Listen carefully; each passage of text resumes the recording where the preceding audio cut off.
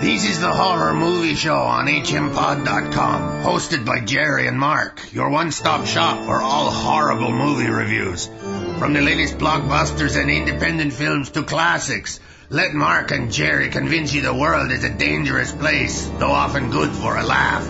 Now come and listen to the Horror Movie Show, if you dare. Howdy do, folks. Jerry here. And Mark. Bringing you another long-lost episode of the Horror Movie Show on hmpod.com. And the crypt and, I don't know, down by the junkyard. Yeah, but mostly hmpod.com. Yeah, that's our main one. And iTunes. iTunes has been very good to us. In fact, I'd like to thank Mr. iTunes. Oh, yeah. Well, he is terrific. He's iSuper. iSuper. Yeah. So we have been away for a while. Family crises. Mark's dad not doing well. Yeah. As I said on one of the Facebook pages, Mark and I are just at an age now where our parents are unwell and all their friends too. Yeah. Well. Because I've been to 2 funerals in the last little while too. Yeah. And I'm just kind of wondering if, my dad's going to be one of those coming up or what. No, never, Mark. No, he's going to live forever. Forever and ever. He's here to spite me no matter what. Oh, yeah. Well, that's what they do. Yeah, well, he was in and out of the hospital a couple times during the holidays. Terrible. Yeah. So, he went in with pneumonia in October. And they prescribed him these drugs which gave him superhuman strength? Gave him super sugary blood. So he went in with a count of 38 or something like that. And normal is? Normal for old people is anywhere from 5 to 10. Are you listening, old people? Yeah, the blood sugar level of your blood, yeah. And the doctor's trying to tell us that he's a diabetic and he's been that way for years. And he hasn't been. No, this is the first we've heard of it. But it's the evil drug causing this spike. Yeah. And then the last time he went in with chest pains and he ends up with 3 stents in his heart. Stents, wow. Yeah, and so now he's back and hopefully will recover well and his heart will feel better. I don't know. He's a cyborg. Your father is a cyborg. Yeah. Some kind of monstrous mechanical man. I can hear him clanking around in the distance. Yeah, him and his walker. If he only had a stent. Well, that's a drag. In the course of doing this show, folks, we started, I believe it was October 2010, and in that time I lost my mom, my dog, and my dad. In that order. Pretty much wiped out my family. My parents keep hanging on, but they're older than my parents. Yes, they are, and But my parents were high-living party animals. Of course, they lived their life. They just sort of fullest. Exploded one day. It's just sort of an alcoholic explosion. And someone lit a match too close to them. Yeah, my mom had to have that one fatal cigarette. Okay, well, let's get on to something cheerier like horror. That is not our lives, yes. Yeah, right. So knowing that we were going to be recording this week, I put out a call, asked my friends online if anybody had any topics that we could discuss. I'd just like to mention some of the topics. I don't know that we'll be getting to any of them, but my friend Dale Hitchcock suggested we discuss the meaning of life. Oh, I love that movie. Yeah, indeed. There you go, Dale. Check out IMDb. Vincenzo, he wanted to point out that they've been jailing naughty bankers in Iceland. Oh, good for them. First place in the world. The sentences are relatively light, but they are actually jailing these are they these taking the money swine away from them that they pocketed? That's the question. I'm not sure that it's so much a matter of taking away bonuses, whatever they got, so much as punishing them for allowing the situation that hurt other people. Allowing it. Well, Yeah. encouraging it. Yeah. Taking advantage of their own That's self. the bloody sin of it all, if I can get that. It's just that they did it on purpose. Oh, yeah, of course they did. And nobody's going to jail in the States. No, or in Canada for that matter. Not at the moment. The disgusting thing about the right-wingers, the teabaggers in the U.S., but there's right-wingers in Canada and around the world, is that they want lower taxes on the rich. They want fewer regulations. Yeah, sure. And just, run roughshod over the savings of the middle class. Yeah. And tax the poor and all that. Oh, yeah, we're a commies in this show. What can I say? Well, is that communism? No, but to a right-winger, it sounds like we're All we're trying to do is be, fair. Fair. Fair. How about fair? But that's not right. So our old pal Brian Porter, he suggested that we tackle, and this goes hand in hand with what we were just saying. He suggested we tackle the small topic of anti-rationalism taking over. Which goes hand in hand with religious superstition. Okay, is that what all my other pet peeves? Yeah.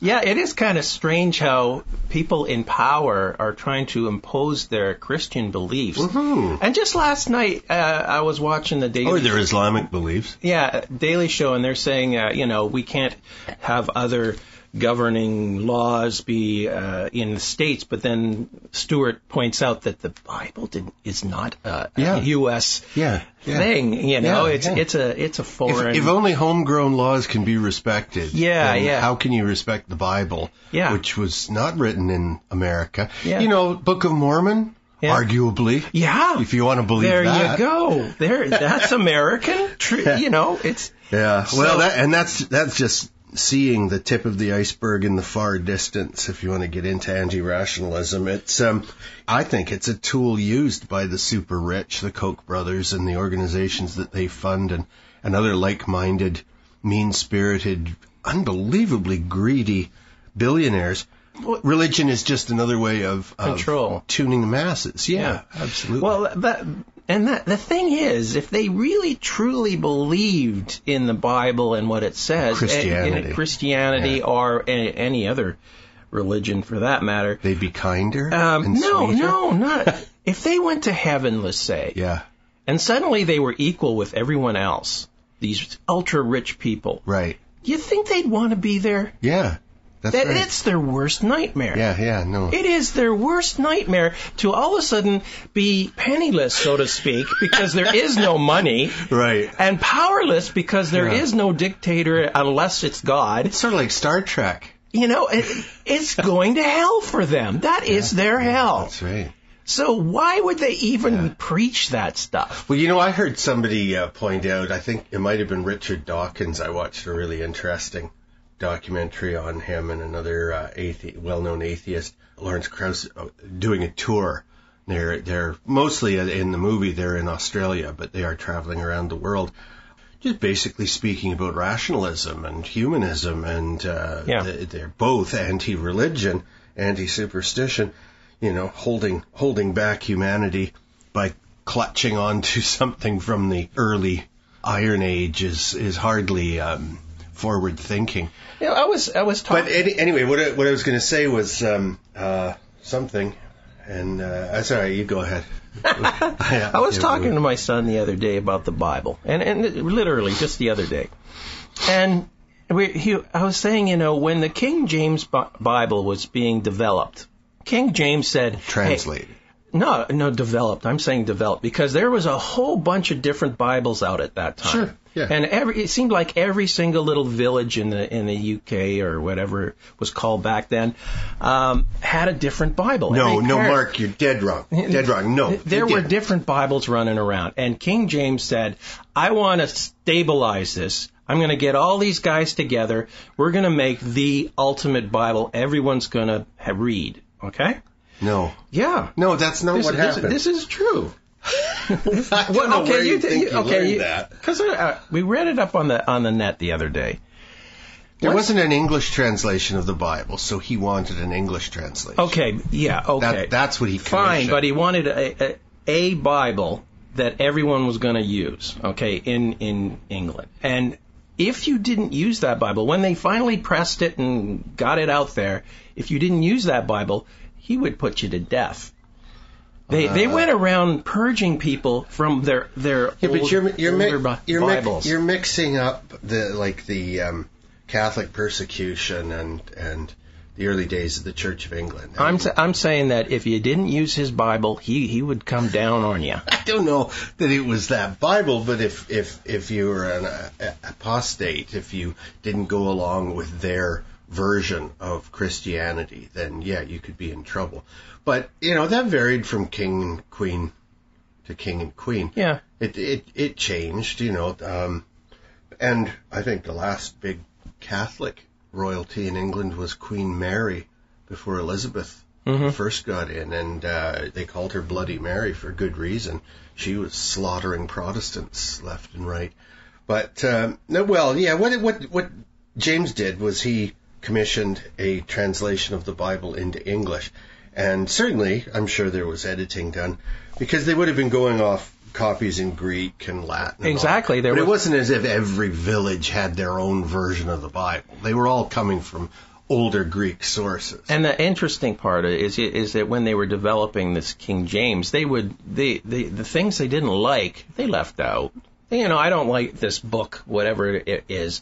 We're going to just edit this out, and we're going to put something else in. You're mixing this up with something that happened about 300 years after the supposed death of Christ, if he even existed, but about 300 A.D., whatever we call it now, modern era. The cardinals all got together and they decided which books would be kept in the Roman Catholic Bible. Right. That was done. What James did was he took that version and he translated it into English, more or less. But he wasn't editing. He wasn't chopping out whole books of the Bible. They're all still I'm there. saying along the way it's happened, as well as translation. But I'm also pointing out that it wasn't King James who did that. Okay. We should get on with the main thrust of this show, which is the first part of our top 10 list for 2014. That may sound like we're a little old on this topic, but as Amazing Teresa pointed out, hey, better late than never. Yeah, we were People planning on lists. doing this in early January. Yeah, that was the original plan. But unfortunately, things didn't work out that way. Send those cards and letters to Mark's dad. Yeah, he loves cards and letters. So, number 10 on our top 10 list of best movies from 2014. An awful lot of these we've already covered, but here's one. Tusk is number 10. Mm-hmm. Written and directed by Kevin Smith, more known as sort of a comic director, I think. Get it? Yeah, he has a show on comic guy. Bookman. Yeah. Justin Long plays Wallace Brighton. Michael Parks plays the lunatic, Howard Howe. Haley Joel Osment is in it. Genesis Rodriguez, or perhaps that's Hennesis. Johnny Depp makes an appearance. Smith's daughter, Harley Quinn Smith, and Lily Rose Melody Depp, Johnny's daughter. They're both in there. And from what I understand, the two girls playing Clerks is both an homage to Kevin Smith's movie Clerks, and also they may be making another Clerks movie, but with girls. Oh, okay. Yeah. This is also a comic. I just discovered. Oh, is it? Yeah, they made it into a comic. They made it up on air, just talking on his podcast, but I can see it being drawn out as a comic. Yeah, and it would could have been be like storyboards. Yeah, and it'd be a lot more grisly, hopefully, and supernatural. Or I don't know. It was pretty darn grisly. It's the story of Justin Long's character Wallace, who has a podcast. That's what him and Haley Joel Osment do. And Wallace travels around and does interviews with strange and ridiculous people. And he thinks he's going to go and interview this poor young man who cut his own leg off with a samurai sword. The young man has killed himself, partly because of the mockery that Wallace and his pal do on their podcast. So Wallace doesn't have anything to do, and he sees a message on a wall in the pub. hey, I got a free place. You can stay there. You just have to listen to my stories. Yeah. So he goes to visit this recluse, and it turns out that the recluse wants to turn Wallace into a real walrus in the worst possible way. And and it's perfect because he has the right name. Yeah. His face is very, He's got the walrus mustache. That's right. Yeah. He just is perfect. Justin Long has those sort of dark brown eyes that just sort of make you think, he's an animal. He is such a well-established actor that he can pull it off. He does a good walrus. Oh, man. Yeah. Oh, and he's, what could you call it? Howling, I guess? Yeah. Oh, it's so sad. It is. He goes on for quite a while. Oh, his heart is broken. He is no longer a man. He is now a walrus with tusks made from his own thigh bones. Yeah.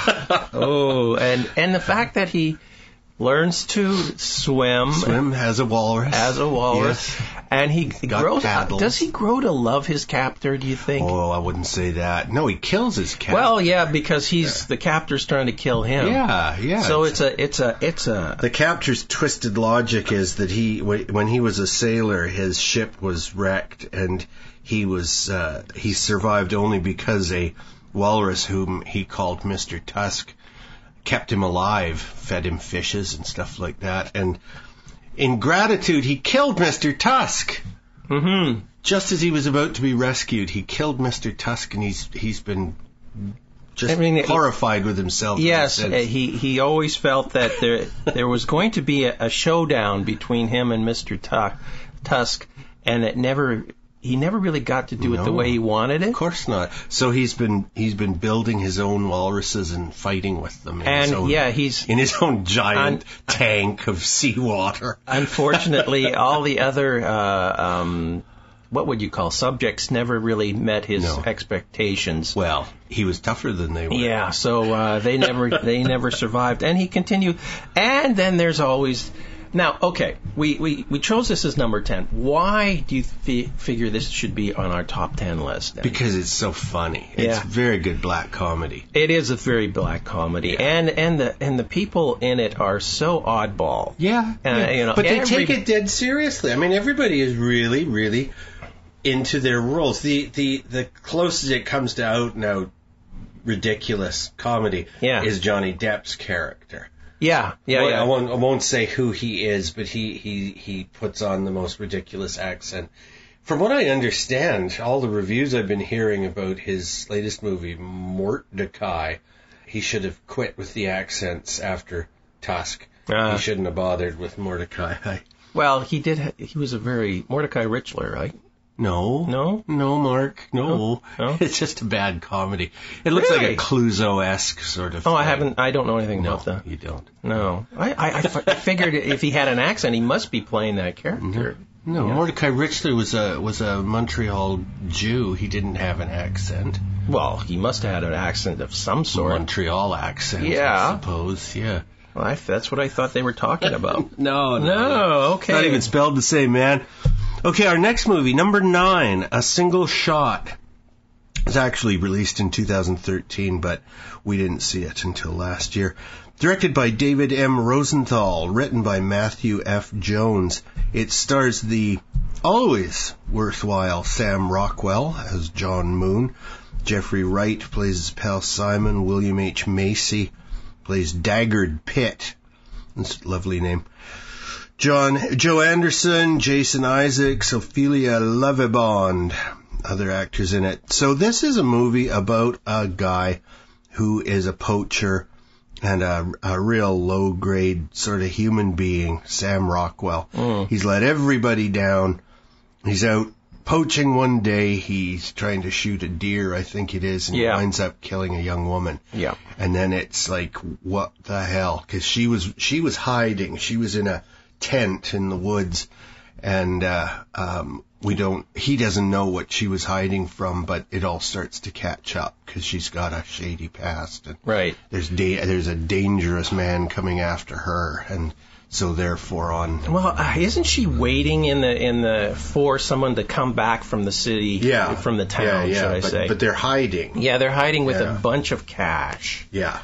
And unfortunately, the guy finds the cash and takes it. Now John Moon. And then everything goes spiraling from there. Gets very complicated and very dangerous for John.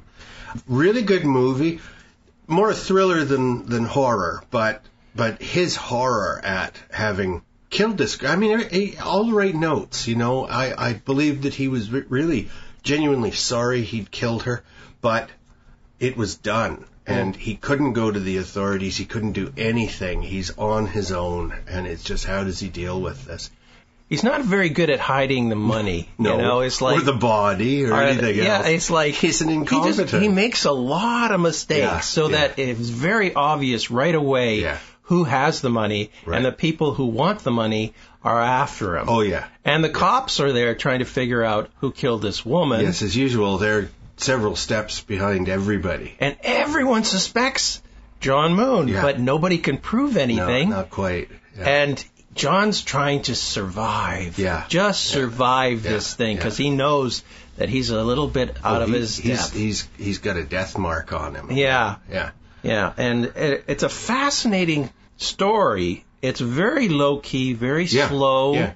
It's not an action-packed, let's kill him kind of thing. Right. It's like people confronting people and the things that they do. Right, definitely. It's fascinating and well worth watching, but it's not an action movie. No. At all. No. There are moments of tension when John's being hunted and so on. But very few. Oh, yeah. No, it's a psychological thriller. Yeah. Really worth seeing. As I say, Sam Rockwell is always entertaining, whether he's doing comedy, playing Guy in Galaxy Quest. Or he was also wonderful in Moon. Coincidentally. Here's John Moon in the movie Moon. He's excellent, playing himself times 10. Yeah, he kept popping up again. Yeah, that's right. Okay, let's move on to number 8. This is a movie, again, it's from 2013, but really we didn't have a chance to see it until last year. It's called Under the Skin, directed by Jonathan Glazer, written by Glazer and Walter Campbell, based on a novel by Michelle Faber. This stars Scarlett Johansson as the female, Jeremy McWilliams as the bad man, Adam Pearson as the deformed man, Dave Acton as park ranger, and Jessica Mance as the alien. That's just a handful of folks who are in the movie. It's got a fairly large cast, but everything is removed, because I watched half this movie and I didn't know what the hell I was watching. So I checked out IMDb, and one of the viewer reviews said, okay, you got to understand that she's an alien. Then everything clicked. It's like, oh, of course she is. When you told me that before I watched it, and I'm watching, I'm going, well, duh, of course she's an alien. Yeah. But if you didn't know, I wish you wouldn't have told me. Yeah. Because I would have probably figured it out myself. Yeah. Well, by halfway through, because there's like some really spacey scenes, some real hallucinogenic stuff.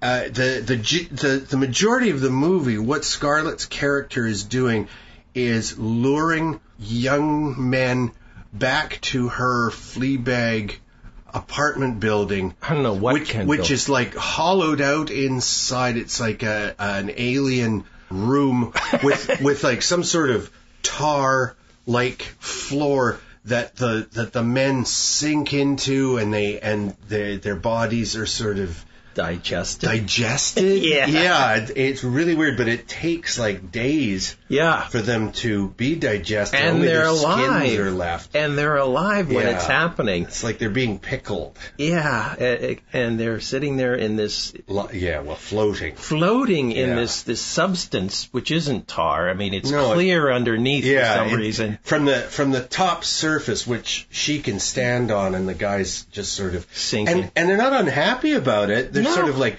happily wading into what looks like liquid tar. Yeah. And from underneath, they're just sort of like in this gray, soundless, muffled world. Gel. Very weird. Yeah. There's a lot of characters in this movie, but they're very small parts. I mean, it's like she meets people and she seduces them, sort of, and entices them into her lair, and that's the end of them. Yeah. So, and then partway through her alien character, she starts to develop feelings for the human beings, and she takes pity on this one fellow, the deformed fellow, and she lets him go. And there is the bad man who is on her team. In fact, this guy has a whole bunch of other aliens working with him. Yeah, it's almost like he's a pimp. And well, they have a job to do, and she's no more a female than the dude is. For all we know, they're robots being sent down to harvest some aspect of human beings, like our bodies. Something in us. We're shown. You have to really sort of try and figure this out for yourself, because you're just shown like a trough with like this glowing red stuff flowing on it. Is that our souls? Is that our fat? Is that our blood? What is that? It reminded me a bit of Eraserhead, because you get this almost random series of images and you can put them together any way you want in your imagination.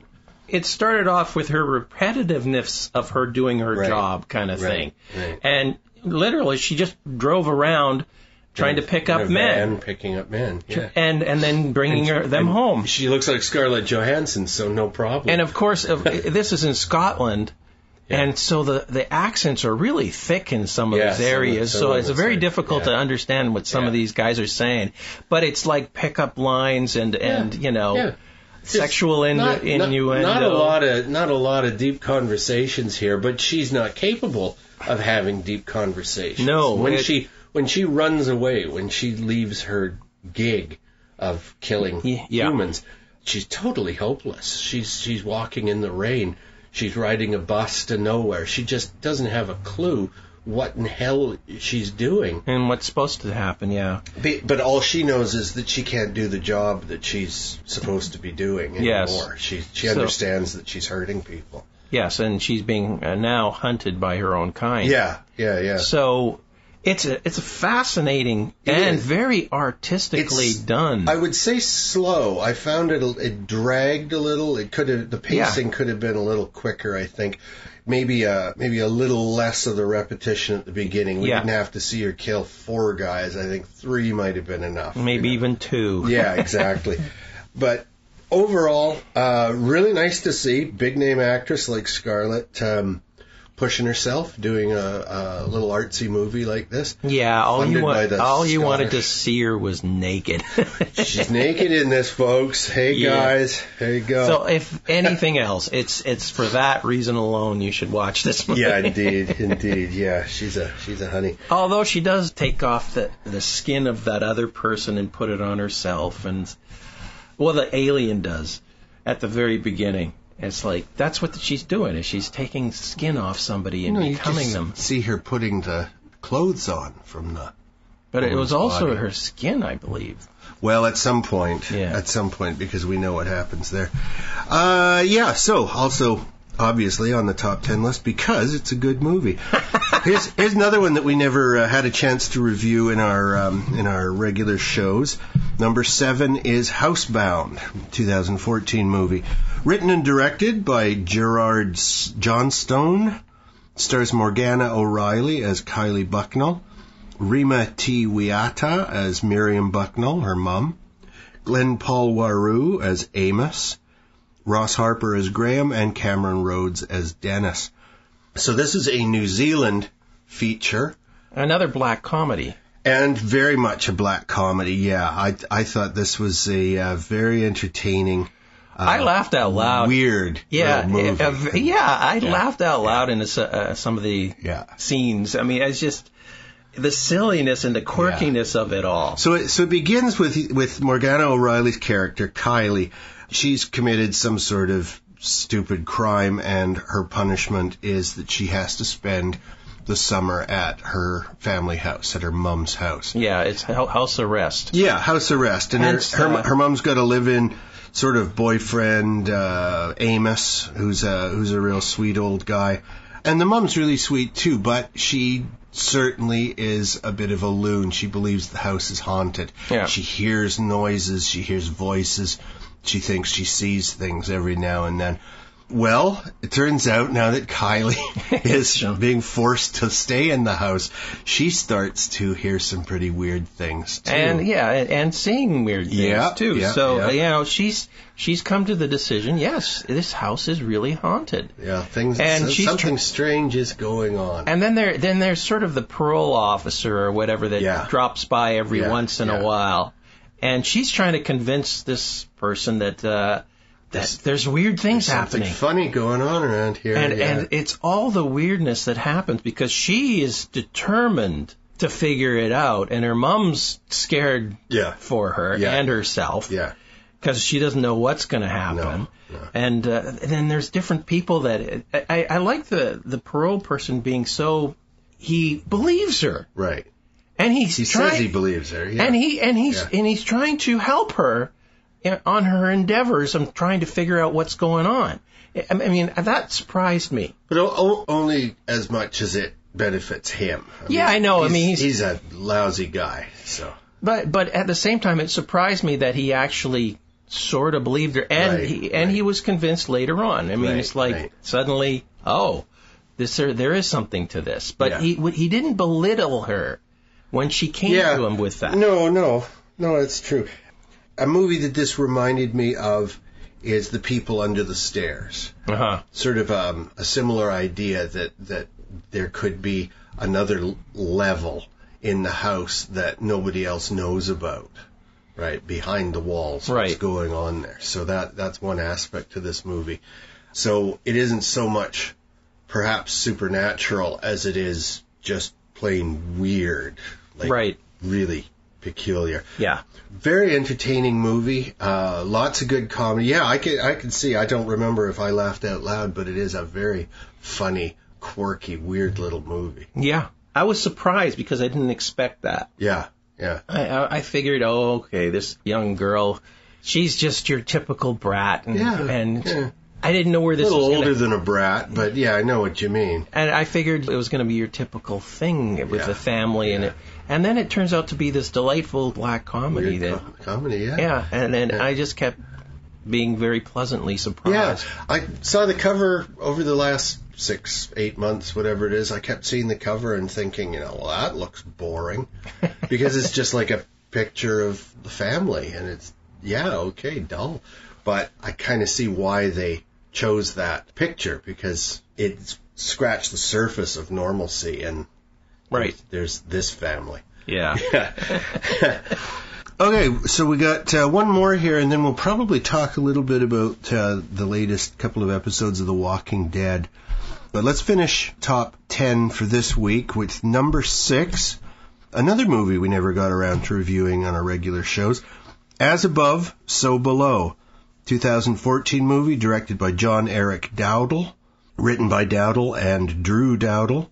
Stars Perdita Weeks as Scarlett, Ben Feldman as George, Edwin Hodge as Benji, Francois Civil as Papillon, and Marianne Lambert as Suzy.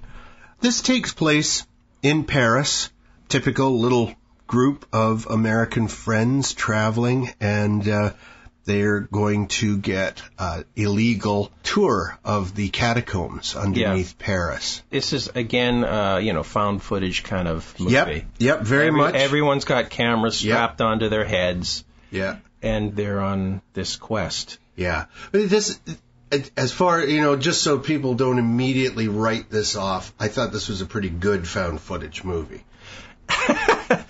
It's when the supernatural starts happening that things go kind of crazy. Oh, yeah. And again, they play with the darkness and just around the corner kind of thing with people running down these tiny little corridors and sometimes nooks it's like and crannies. Yeah, sometimes they're crawling. And whole rooms just stacked with bones. Bones. Rooms of skulls. And then them crawling through tunnels that are layered with bones. Yes, and that seem to be getting narrower even as they're inside of them.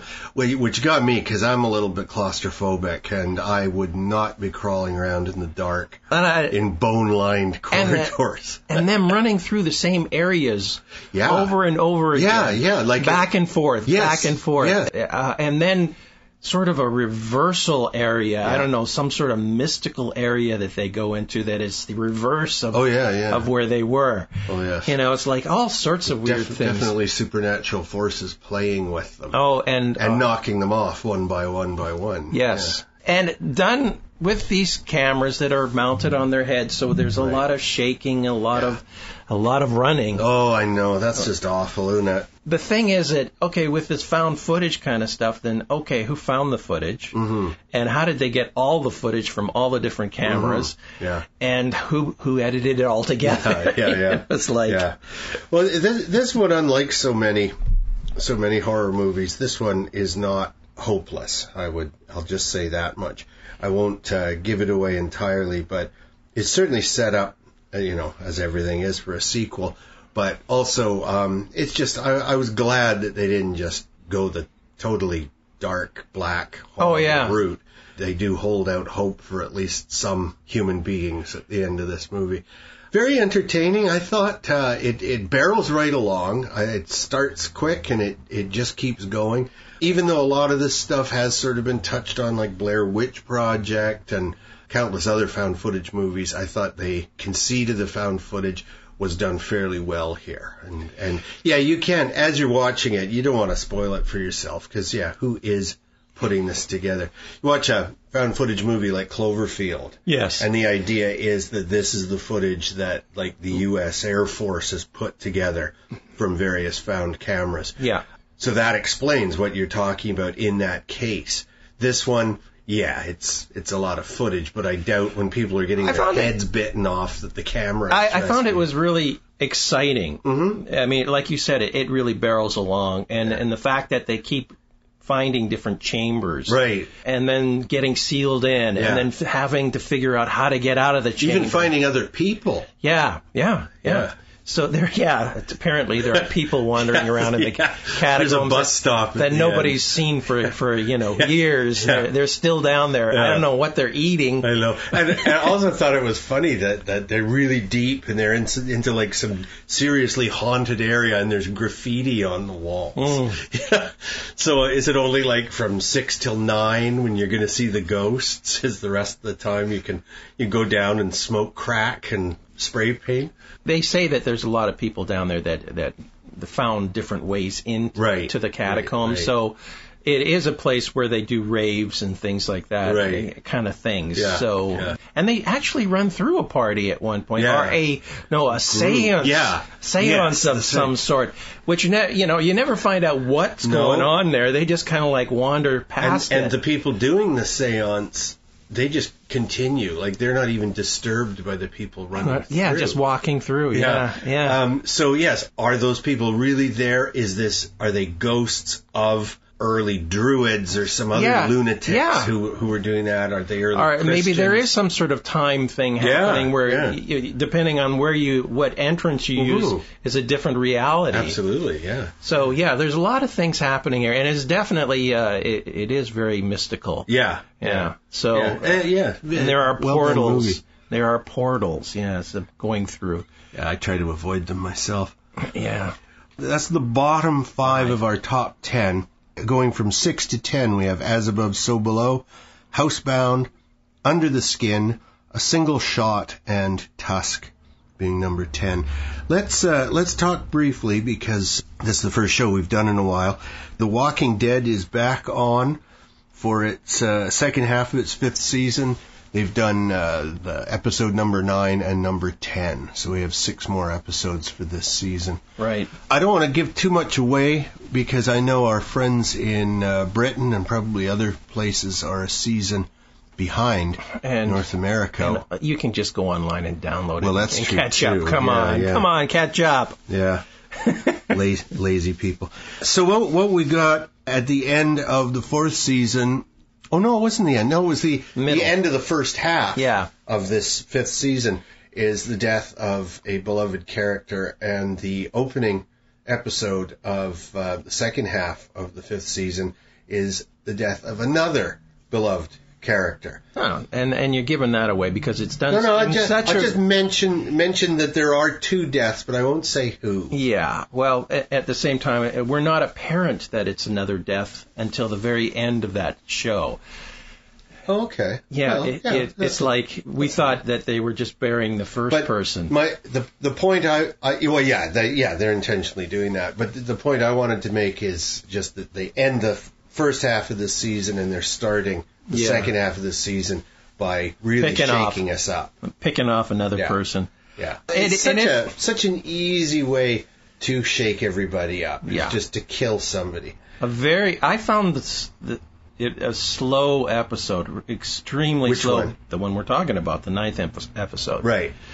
And the second at the same time, I found it very artistic. Right. It's like a little arts film. Yep. Because they're mixing up the time. You're seeing images all over the place that you don't even know where they're coming from or where they're going to. Yeah. And at the end, it all kind of makes sense. Mm-hmm. But very artistically done, very soul-searching. Mm-hmm.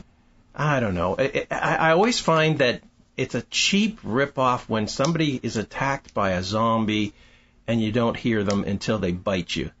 Because everywhere else they go, and just in the instances they don't, all of a sudden they're silent zombies. So what you'd like is to put bells on all the Walking Dead. I mean, the Walking Dead aren't tiptoers. They do make noises when they're walking. Okay, now bear in mind, this was a very small zombie. Yes, and it was his house, so he was just like around the corner, and he just basically had to lean in to do his biting. I just felt it. Hey, listen, the latest episode, number 10. Did you dig Rick's speech where he says, "We are the walking"? How many times have I said that? How many times have I said it's the humans who are the Walking Dead? Wait a minute, didn't you read that somewhere? No. That was an original thought. That was a bit of gas one night after a meal, and I interpreted it correctly. I've been saying that. I think, poetically, who are the Walking Dead? And you can say that it's the human beings, because that's what the 10th episode was about, was losing hope. Oh, yeah. And their awful, awful situation, because they've just been hit, bang, bang, with 2 deaths of those very near and dear to them. Relations as well, so people are really feeling the pain of the zombie apocalypse. Yeah. It's personal. Yeah. Again, yes. Yeah. Again, yeah. And it gets down to the point where people are questioning whether they want to go on. Yeah. Is there a point? All we're doing is prolonging our own suffering. And I guess it's the fact that they've lost hope at this time, at this point. That's and what it's like they need something to give them hope. Plus, they were literally dying of thirst and starving. Yeah. They're in a real bad way. Their vehicle is out of gas. They're on foot on a backwoods highway. And there's been sort of a drought. And there hasn't been any rain. So what water is around is contaminated. Oh, well, yeah, you got to be careful of that. Yeah, contaminated. So even the streams and everything have dried up. Oh, yeah. So they're really, really desperate shape, So at that time, they're also mourning the loss of their comrades. Yeah, so like couldn't be a 1-2 punch better. Yeah. You're starving. It's just floored them, yeah. It was like, hang on.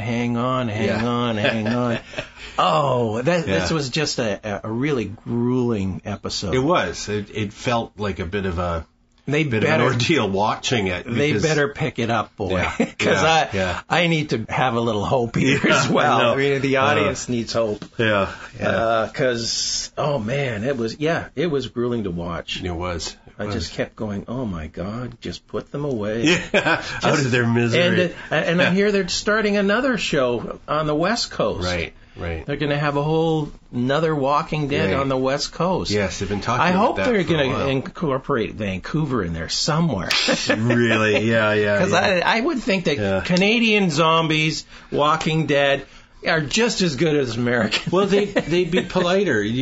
Mind if I bite you? That's right. After they've bitten you, there'd be a lot of sorries. Sorry, I bit you. Sorry, you're so stupid letting me bite you.